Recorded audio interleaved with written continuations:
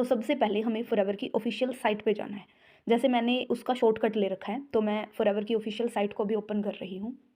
जैसे ही site open हो जाएगी आपके सामने ऐसा इंटरफेस आएगा।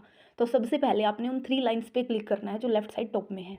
जैसे आप 3 लाइन्स पे क्लिक करते हैं उसके बाद आपको ऐसे ऑप्शंस देखने को मिलेंगे। सबसे पहले लॉगिन, देन जॉइन, फिर अबाउट, फिर इंडिया और लैंग्वेज।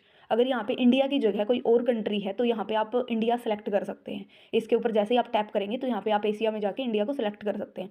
बट यहाँ पे ऑलरेडी इंडिया सेलेक्टेड है तो हम आगे प्रोसीड करते हैं।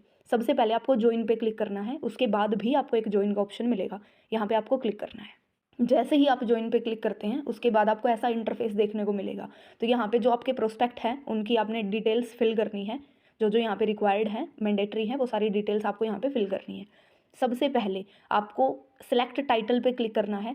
अब यहाँ पे टाइटल का मतलब ये है कि वो मिस्टर है, मिसेज है या फिर मिस है, ठीक है। तो आप इस बात का जरूर ध्यान रखें, अगर लड़का है तो मिस्टर लगाएं, अगर हाउसवाइफ है, मैरिड है तो मिसेज लगाएं, अगर लड़का मैरिड है तो मिस्टर का ही यूज़ होगा वहाँ पे, ठीक है। बट अगर लड़की है, सिंगल है, तो आप MS यानी कि मिस का यूज़ कर सकते हैं। तो अभी ये लड़का है और हम मिस्टर का यूज़ करते हैं। फिर आपको इनका मैरिटल स्टेटस आपको चेक करना है। अगर वो मैरिड है तो मैरिड फिल करिए, अगर सिंगल है तो सिंगल भरिए। तो ये पर्सन सिंगल है, मैं यहाँ पे सिंगल फिल कर देती हूँ।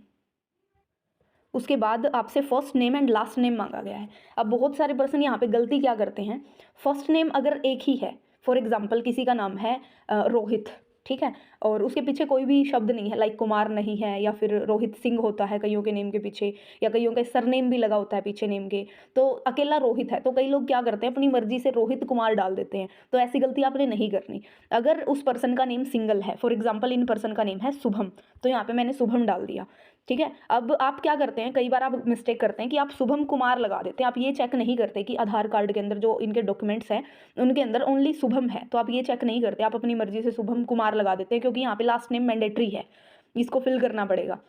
तो अगर ऐसी कोई कंडीशन आती है तो यहाँ पे आप सिंपल डॉट लगा सकते हैं, ठीक है। आपको कोई कुमार या सिंह लिखने की नीड नहीं है, आप सिंपल शुभम के आगे डॉट लगा दो, या जो भी उसका नेम है उसके आगे आप डॉट लगा सकते हो लास्ट नेम में, ठीक है। तो यहाँ पे आपको कोई कुमार वगैरह फिल करने की जरूरत नहीं पड़ती। बट ये जो पर्सन है इनका नेम है शुभम कुमार पटेल, तो मैं यहाँ पे इनका पूरा नेम डाल देती हूँ। उसके बाद आपसे ईमेल मांगी गई है।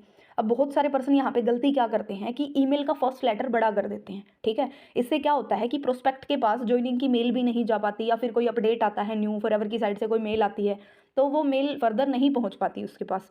तो बहुत सारे लोग ये गलती करते हैं, जब आप मेल डालते हो, जीमेल यहाँ पे अगर फिल करते हो, तो आप इस बात का जरूर ध्यान रखें कि सारे लेटर्स को जरूर चेक करें कि आपने जो मेल डाली है, जो जीमेल आपने फिल करी है, वो सही है या नहीं है, जो लेटर्स हैं वो आपने सही तरीके से डाले हैं या नहीं डाले, सारे के सारे स्मॉल लेटर्स ही आपने डालने हैं। अब मैंने यहाँ पे इस पर्सन की जीमेल डाल दी है। नेक्स्ट मोबाइल नंबर मांगा गया है, mobile number and alternative number, ठीक है। तो मोबाइल नंबर अगर एक ही है तो आप मोबाइल नंबर में डालिए, ठीक है। बट अगर किसी पर्सन के पास 2 मोबाइल नंबर है तो आप सेकंड नंबर को अल्टरनेटिव में डाल सकते हैं, ठीक है।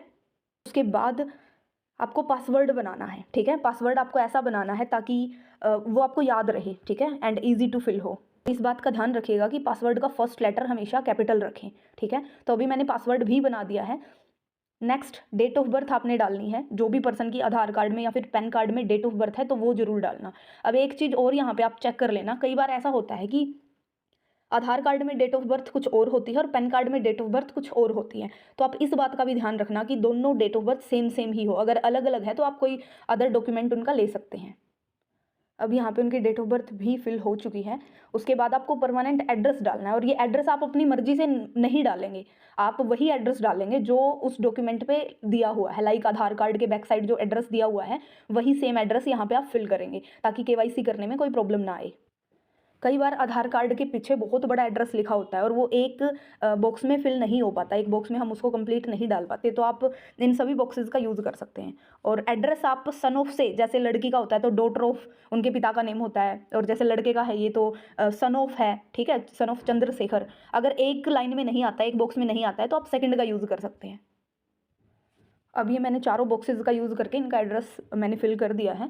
उसके बाद आपको यहाँ पे उनका पिन कोड डालना है जो आधार कार्ड के बैक साइड में दिया हुआ होता है। जैसे ही आप पिन कोड डालते हैं तो आगे की जो डिटेल्स होती है, लाइक सिटी हो गया, स्टेट हो गया, तो ऑटोमेटिकली सिलेक्ट हो जाता है जैसे आप पिन कोड फिल करते हैं।